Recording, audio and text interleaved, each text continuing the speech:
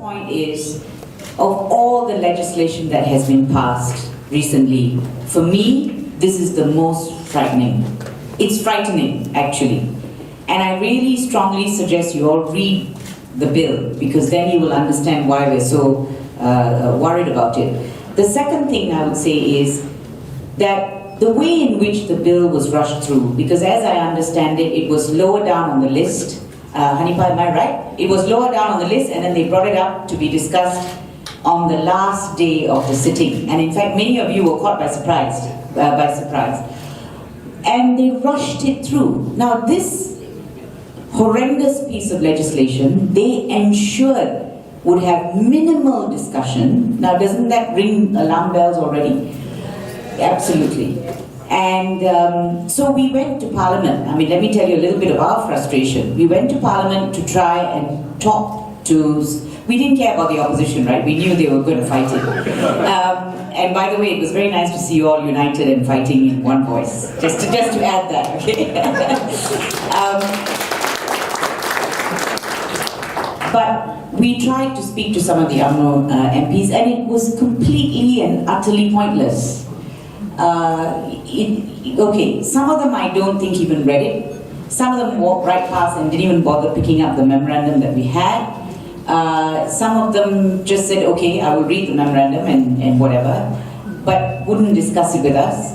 The mover of the bill, Minister Shahidan Kasim, Tan Sri, saw us. He actually saw us for about 10 minutes and raced through our memorandum and gave us answers to them, what he thought were answers, none of which was satisfactory, to be honest, none of which. And he kept saying, you see, what they keep saying to you is, don't worry. All right? When they say don't worry, for God's sakes, worry. Because and never trust a government who says don't worry, because really, we want to see it written in the legislation.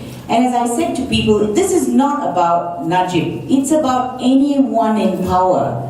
Okay? Even if it is a Nelson Mandela, you shouldn't give him this kind of powers. And actually, a Nelson Mandela would agree with you. Unfortunately, we don't have any in our, cabinet or whatever.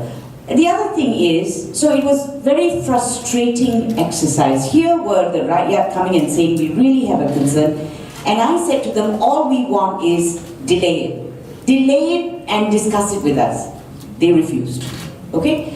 So that was a very frustrating exercise, and this is not the way to pass a legislation like this, or to pass any legislation. The Bar Council was there as well. So they were not prepared to listen, they had their views. Then the other thing we said is, look, Prime Minister has all the powers, and if you look at the sections, you will realize that it is, oh no. Prime Minister has council, there are other council members. But if you read the legislation, the other council members are merely advisory. The council shall consist of following members, etc. Then you have where the council advises the Prime Minister that the security in any area is seriously disturbed or threatened, then the Prime Minister may, if he considers it to be necessary in the interest of national security, so it's his decision, declare in writing the area as a security area. So ultimately he decides. He can either take the advice of the other members or not. So their role is advisory, they make no decisions. The Prime Minister makes all the decisions. Not only that, then they say 6 months. That is another bluff. Okay, there's a lot of bluff in this legislation, by the way. Badly drafted bluff. One of which is, after the expiration of 6 months, then the Prime Minister can from time to time, for such period not exceeding 6 months at a time, extend it or renew it. So it can go on forever.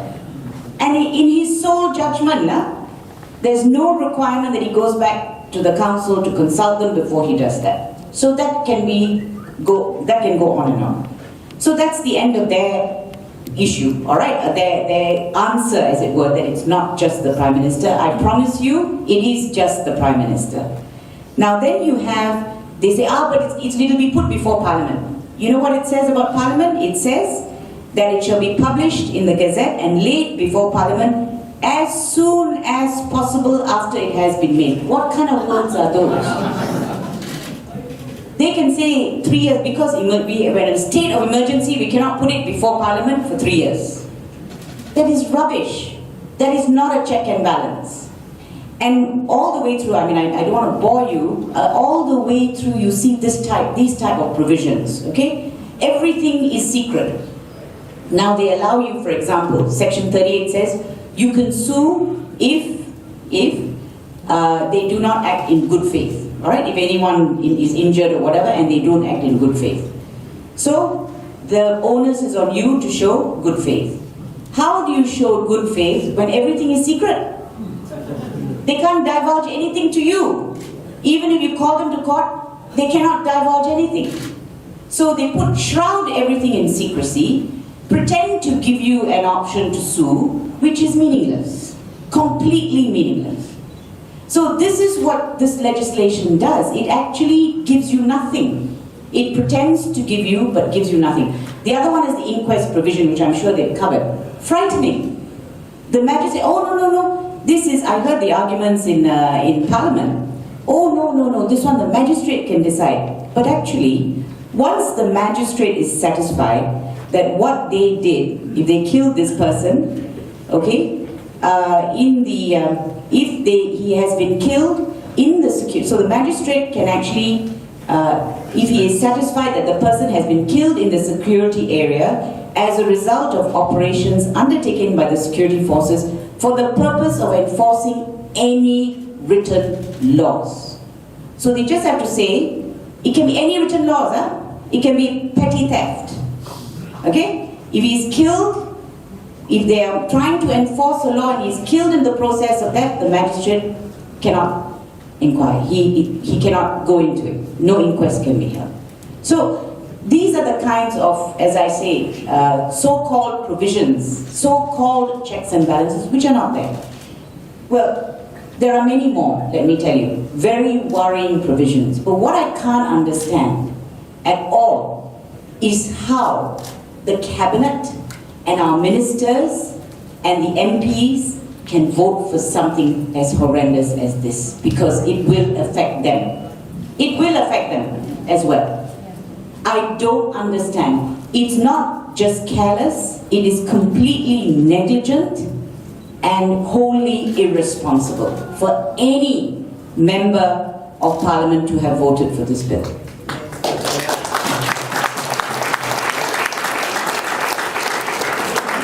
And you know how they use Lahad Dato as the basis for this bill, okay?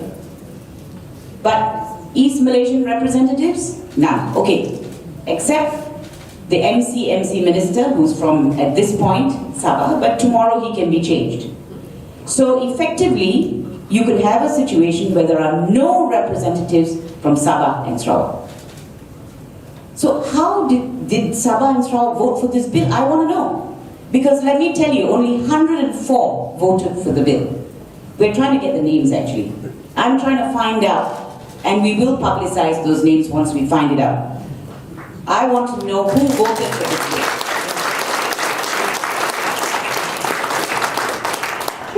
Of course they will say whip and all this, they will tell you that. But what we were asking for is to adjourn it. If you say whip and all that, you can back channel, you know they back channel all the time. You can do some back channeling, you can talk and get it postponed and say, look, I think there are worrying things here. And I have heard in Parliament actually, people like even Kinabatangan standing up and objecting to some legislation in the past.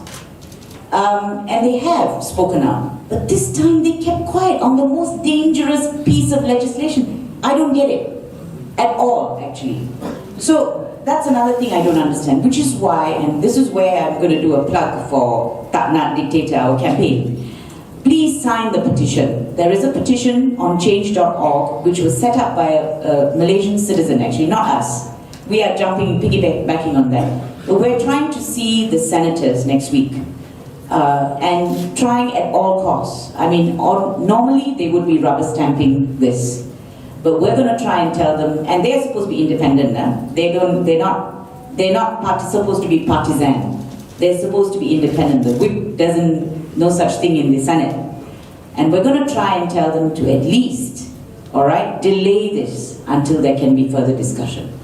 I honestly don't think the MPs were there. I'd like to say forgive them, they know not what they do, but we cannot forgive them. But they know not what they did.